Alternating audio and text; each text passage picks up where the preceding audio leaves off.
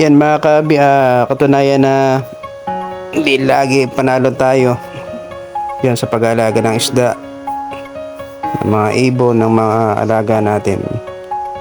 Minsan talaga namamatayan tayo. Wala naman tayo magawa kasi natural naman may mamatay kasi may buhay yung mga inalagaan natin.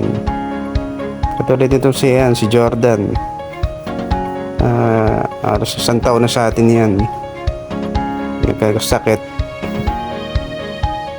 Tapos ito naman mga kabi yung Goldia natin. Unang-una natin na pisa.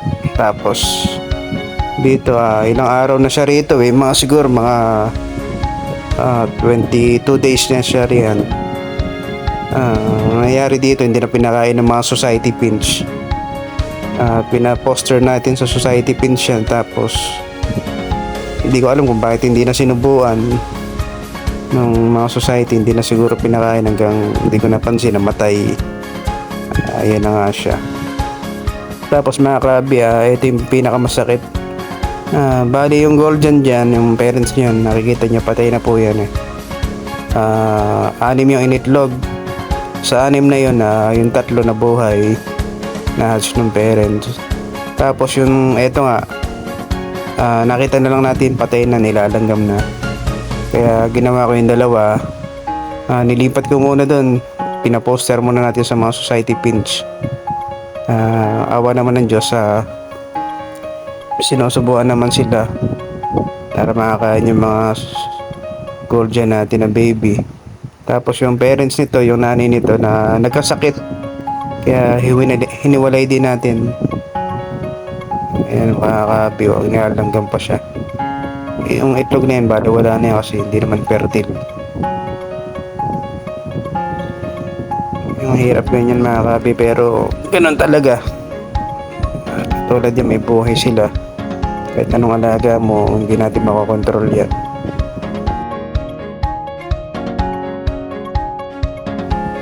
Yan mga kabi, yung nanay ng mga golden pins natin, yung kanina, yung isa namatay, yung dalawa lipat natin sa mga society pinch.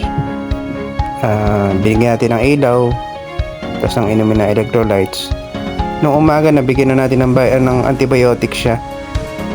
Kaya lang ilang oras na lang lumipas, nagpaalam din sa amin. Parang pagbaba namin sa kwarto, naghihingalo na siya. Siyempre umiyak yung anak ko. Nalungkot kami ni Mrs. din. Pero inyo, tagal na rin namin siyang alaga. Tapos yung anak niya, sabay pa sila nung araw na yun namatay. Pero yun yung mga kabi, hirap din kasi siyempre ilang linggo din natin bago mapisa yung itlog. Kaya mga kabi, payo lang kung gusto niyo talaga mag-alaga ng mga at ibang klaseng hayop na isda, ibon, siyempre dapat ihanda nyo rin sarili nyo sa mga ganitong sitwasyon.